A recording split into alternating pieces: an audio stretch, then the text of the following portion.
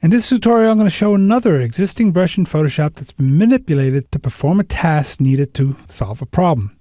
Zooming into this area of the stone wall here, we see the separations of the bricks.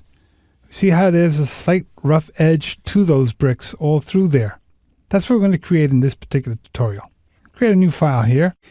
And in this file, we'll just fill it with a regular color. Let's say we have this dark tone here. Let's make it a darker tone. Let's say a dark brown like that. And for the foreground color, we'll pick kind of a much lighter version of that. Say about like that.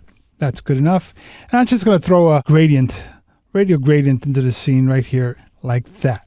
Now I'm going to give this a little texture just to make it look kind of like a stone. So I'm going to give it some filter, texture, texturizer, and we'll use the sandstone and bring the scaling up a bit and the relief just a tad higher. And now we have this stone texture. Zoom into 100%. So now, this is a wall made up of many tiles of this stone.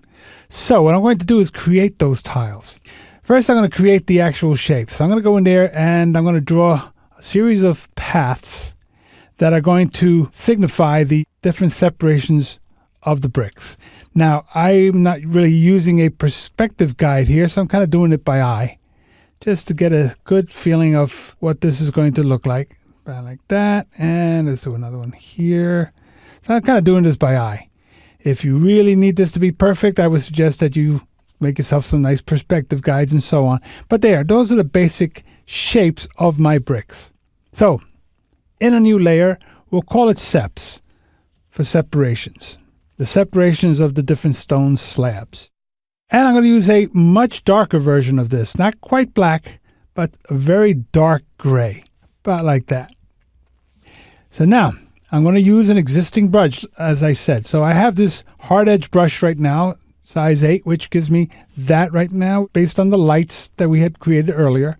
So I'm going to go in there. That's a good size, but I am going to soften it a little bit. I'm going to give it a little bit of a softening on the edge. I don't want it to be too soft, so I'm just going to go down to about 80%, just to give me a nice soft edge of my brush. And I'm going to go into my brushes here, and I'm going to say, bring that spacing down so that they're just about touching. Not quite touching, just about.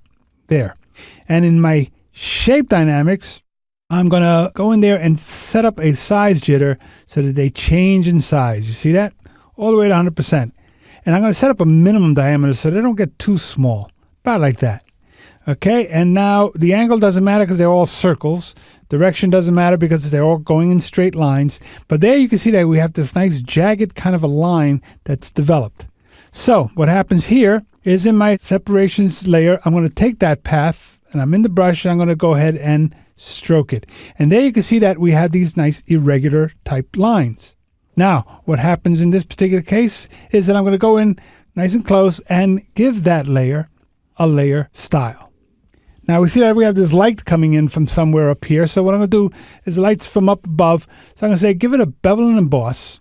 And since the light's coming from above, I'm going to create that illusion by putting the direction of the light right now from below. That gives me my highlights at the bottom, giving the illusion that the light's coming from above and we're looking at these indents going into the stone as you see there. Now I might want to take that light tone and warm it up a little bit. So I just give it more of a yellowish tone like that. I'm going to beef up the opacity. I'm also going to bring up the depth so I get a stronger definition of those tones as you see in there, like so. The darkness, I could just bring that up a bit as well. And maybe the size could be just a little bit smaller. So we'll bring that down to about maybe a 3. So we get just this little tone inside the bricks. Click OK, and you see that now all our individual slabs are not that even anymore. They're kind of rough. Now, had I made it closer in the spacing, they wouldn't be as rough, but I want it to be fairly rough for this particular episode.